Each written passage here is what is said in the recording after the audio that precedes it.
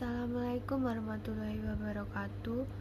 Perkenalkan, nama saya Seva Anataru dari Prodi Teknologi Pendidikan kelas B angkatan 2020 dengan NIM 201052410818. Di sini saya akan menjelaskan tentang pembelajaran di era pandemi COVID-19.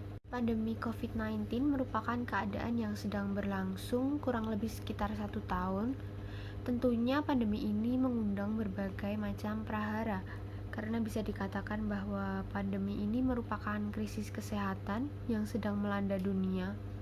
Oleh karena itu, banyak negara yang memutuskan untuk menutup sekolah dan perguruan tinggi untuk menaati aturan pemerintah seperti isolasi sosial dan physical distancing, hingga pembatasan sosial berskala besar atau yang disebut PSBB, serta sebagai bentuk usaha untuk memutus pandemi ini. Pembelajaran secara sederhana dapat diartikan sebagai sebuah usaha mempengaruhi emosi, intelektual, dan spiritual seseorang agar mau belajar dengan kehendaknya sendiri. Melalui pembelajaran akan terjadi proses pengembangan moral keagamaan, aktivitas, dan kreativitas peserta didik. Memulai berbagai interaksi dan pengalaman belajar, pembelajaran berbeda dengan mengajar yang pada prinsipnya menggambarkan aktivitas guru, sedangkan pembelajaran menggambarkan aktivitas peserta didik. E-learning adalah teknologi informasi dan komunikasi untuk mengaktifkan siswa untuk belajar kapanpun dan dimanapun. Pembelajaran elektronik atau e-learning telah dimulai pada tahun 1970-an. COVID-19 merupakan sebuah virus yang menyerang pernapasan manusia. COVID-19 ini masih berhubungan dengan penyebab SARS dan MERS yang sempat muncul pada tahun 2019. Ketiga virus ini diketahui disebarkan oleh hewan dan mampu menjangkit dari satu spesies ke spesies lainnya, termasuk manusia. Sistem pembelajaran yang digunakan dalam pandemi COVID-19 ini yaitu e-learning. Ada 3 hal penting sebagai persyaratan kegiatan belajar elektronik atau e-learning, yaitu yang pertama, kegiatan pembelajaran dilakukan melalui pemanfaatan jaringan. Dalam hal ini dibatasi pada penggunaan internet.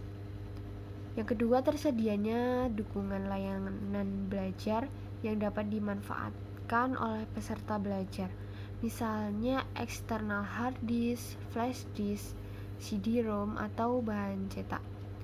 Yang ketiga, tersedianya dukungan layanan tutor yang dapat membantu peserta belajar apabila mengalami kesulitan.